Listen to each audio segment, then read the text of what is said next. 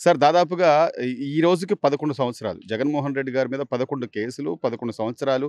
ఆయనకొచ్చిన ఈసారి సీట్లు కూడా 11 ఇలా ట్రోల్ అవుతుంది. అంటే ఎందుకు ఆయన మీద గతంలో ఉన్న నేరారోపణలు గాని, ఆయన సీఎంగా ఉన్నప్పుడైనా అవన్నీ ఆయన సహకరించొచ్చు. దాన్ని నిజంగా ఆయన నిజాయితీగా ఉంటే వాటిని తీయించేసుకోవచ్చు కూడా. ఎలా చూడాలి సార్ ఈ 11 ఏళ్ల ఇది మన ఆయన జ్యుడిషియల్ సిస్టమ్ తప్పుగా నడుస్తాయిందండి. హ్మ్. ఎందుకనంటే తప్పు చేసిన వాళ్ళకే అనుకూలంగా ఉంది. హ్మ్. ఏదో రకంగా బెయిల్ రావటం, కాలం గడపడం హ్మ్. ఉంది. సో ఇదే సామాన్యుడికైతే అసలు అంత వెసులుబాటు ఉంటదా సార్? ఈ ఉండదు, పరిస్థితులు ఉండదు, ఉంటాయంటారా? ఉండదండి. హ్మ్. సామాన్యుడు ఎందుకంటే సుప్రీం కోర్ట్ దాకా వెళ్ళలేడు, ఫైట్ చేయలేడు కాబట్టి హ్మ్. కింద కోర్టులో జరిగేది అది కూడా సంవత్సరాల తరబడి లాగుతున్నారు. హ్మ్. వాయిదాల మీద వాయిదాలు అది. అవును. మన సిస్టమ్ మార్చకపోతే ఎవరికీ శిక్షలు పడవండి మన ఇండియాలో. హ్మ్. అది. సో, అంటే వాస్తవం లేకుండా ఇన్ని కేసులైతే ఆయన మీద ఉండే పరిస్థితి లేదు. అన్ని వేల కోట్ల రూపాయలకు సంబంధించి కేసులున్నాయండి. హ్మ్. కేసులు లేవని అంటల్లా. హ్మ్. కాతే అయి లాజికల్ కంక్లూషన్‌కి రావాలి గదా! లాజికల్ ఎండ్‌కెళ్ళాలి గదా! అవును. ఎళ్ళాలంటే ప్రాసెస్ అంతా కంప్లీట్ అవ్వాలి. ఆ ప్రాసెస్సే కంప్లీట్ అవ్వనప్పుడు దానికి ఇదేముందండి. దాని క్రెడిబిలిటీనే దెబ్బతింటాయి. Judicial system credibility. So, sir రాజకీయం పక్కన పెడితే ఈ రోజున కొన్ని కోట్ల మంది ప్రజల మనోభావాలు తిరుమల లడ్డూ ప్రసాదం అనేది. ఆ ప్రసాదాన్ని గూడా కల్తీ జరిగింది అంటే, లేదు లేదు కల్తీ లేదు, ఏం లేదు అని జెప్పి ప్రధానమంత్రి గారికి ఆయన లేఖ రాసారు. సో, దానిలో మళ్ళీ ఇంక్లూడ్ చేస్తూ మీరు చెప్పిన వాళ్ళే నేను బోర్డ్ మెంబర్‌లుగా పెట్టుకున్నాను అది ఇది అని చెప్పి వాళ్ళని గూడా లాగుతున్నారు. అసలు దీన్ని వాస్తవాలు తేల్చండి అని ఆయన గూడా ఒక ఈడీకి ఇవ్వండి లేకపోతే దాని మీద స్పెషల్ ఎంక్వైరీ ఎయండి అని అడగాల్సింది పోయి, ఆయన ధోరణి ఎలా ఉంది సార్? అది బ్లాక్‌మెయిలింగ్ అండి. మీరు చెప్పిన వాళ్ళకే నేను మెంబర్‌షిప్ ఇచ్చానంటే ప్రధానమంత్రిని బ్లాక్‌మెయిల్ చేయటమే. హ్మ్. ఆయన చెప్పాడో లేదో తెలీదు మనకి. అవును. రికమెండేషన్ చేశాడో లేదో. హ్మ్. అంటే మీ ఈయన కేంద్ర మంత్రులు చెప్పిన వాళ్ళకి అని అని అని అంటున్నాడు. అంటే ఆయన అది చాలా స్పష్టంగా చెప్పారు. ఇండైరెక్ట్‌గా బ్లాక్‌మెయిలింగ్. హ్మ్. ఆయన ఏదైనా ఇప్పుడు సిట్టేసారు గదండీ! అవును. సిట్‌లో నిజానిజాలు బయటపడతాయి గాబట్టి అప్పుడు దాకా వెయిట్ చేసి సో, దీన్ని చూడాలి. కూడా డిఫెన్స్ చేస్తూ ఆయనేమంటున్నాడంటే, మీ 3 నెలల పరిపాలన అంతా ప్రజలు దాన్ని వ్యతిరేకిస్తున్నారు. ఏది ఈ రోజున ఉన్నటువంటి చంద్రబాబు నాయుడు గారి పరిపాలన అసలు ఏం బాలేదు. అందుకని దీన్ని సైడ్ ట్రాక్ చేస్తున్నారు అంటున్నారు. ఆయన అది పరిపాలన ఎలా అది ఉందంటారు అది మామూలుగా? అదంతా జగన్మోహన్ అబద్ధం. రెడ్డి గారి మాటలు మీరు ఏకీభవిస్తారా? అయ్యంతా అబద్ధం అండి. అదంతా అబద్ధం. హ్మ్.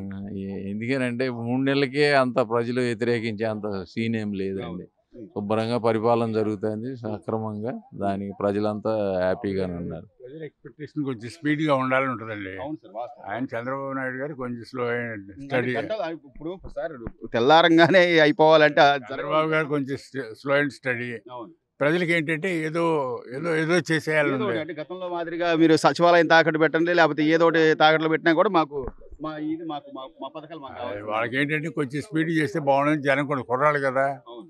అది చేయట్లేదు. కానీ ఆయనేంటంటే చూసి చూసి వెళ్తాడు. కానీ ఈసారి ఆచితూచి. చంద్రబాబు గారు చాలా స్పష్టంగా చెప్పిందేంటంటే, నేను అప్పులో లేకపోతే ఇంకోటి కాదు. సంపద సృష్టించి, పరిశ్రమలు తీసుకొచ్చి, అభివృద్ధి ఇది ఓకే. చంద్రబాబు మీద ఎవరికీ డౌట్ లేదండి. హ్మ్.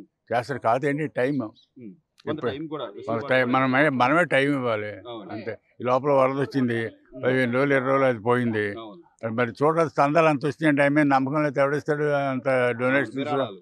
మన విరాళాలు అన్ని వచ్చినాయంటే ఆయన హ్మ్. మీద నమ్మకం ఉంటేనే కదా ఇచ్చేది. ఖచ్చితంగా. ఇంతవరకు ఈ చీఫ్ మినిస్టర్ గారిని ఇచ్చారు అన్ని విరాళాలు. Hmm. But that it self shows his confidence. అవును.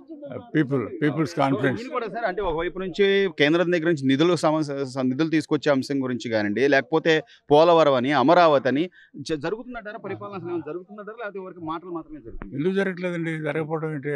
4000 పెన్షన్ ఇస్తున్నాడు. ఫస్ట్ ఇయర్ జీతాలు ఇస్తున్నాడు. హ్మ్. అమరావతికి ఒక లైన్‌లో పెడుతున్నాడు. పోలవరం ఒక లైన్‌లో పెడుతున్నాడు. What more we expect? Hmm. కానీ ఇన్ని కళ్ళ ముందు కనపడుతున్నా కూడా అసలు ఏమీ లేదు పరిపాలన. అంటారండి. కేవలం దీన్ని డైవర్ట్ చేయడం కోసం నా మీద ఈ బురద జల్లుతున్నారు. ఎవడో ప్రసాదం లడ్డూ అంటున్నారని.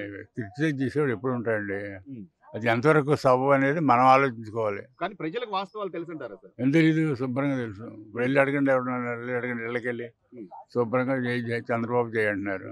లేడీస్ కూడా అంటున్నారు. అవును. సార్ ఇంట్లో మీ పెద్దవారు మీకు తెలుసు గత రాజకీయాలు గాని, గత రాజకీయ నాయకులు గాని, వాళ్ళ మీద అలిగేషన్స్ వచ్చినప్పుడు గాని, ఇన్నేళ్ల పాటు ఒక వ్యక్తి 11 ఏళ్ల పాటు ఈడీ కేసులు లేకపోతే ఆర్థిక నేరాలు అవన్నీ ఎవరికి కావాలండి కేసులు? ప్రజలకు కావాల్సిన కేసులు కాదు. ఆడు జైల్లో ఉంటేంటి, బయట ఉంటేంటి. హ్మ్. మరి 11 సీట్లు ఎందుకు ఇచ్చారు? అవును. అంటే ఎక్కడ ఇచ్చాపురం, ఎక్కడ అనంతపురం అండి. ఒక యూనిఫామ్ ఎందుకు ఓట్లేశారు? అవును. People anger. హ్మ్. ఏమీ చేయట్లేదు, ఏమి చేయలేడు అని. హ్మ్. ఆయన జైల్లో ఉంటే బయట ఉంటే ఎవరికి కావాలండి? హ్మ్. ఆయన వల్ల ఏమైనా ఉపయోగం ఉందా? జైల్లో ఉంటే మనకన్నా ఉపయోగం జరుగుద్దా? అవును. సో జైలు అది ప్రజలైతే చాలా అది అది తెలివిగలవారు. సెకండరీ అండి. హ్మ్. అసలు ఆయన పరిపాలన ఎలా ఉంది? ప్రజలు ఎలా అనుకుంటున్నారు అనేది మన ఎలక్షన్‌లో ప్రూవ్ చేశారు. అది అవును. చాలు.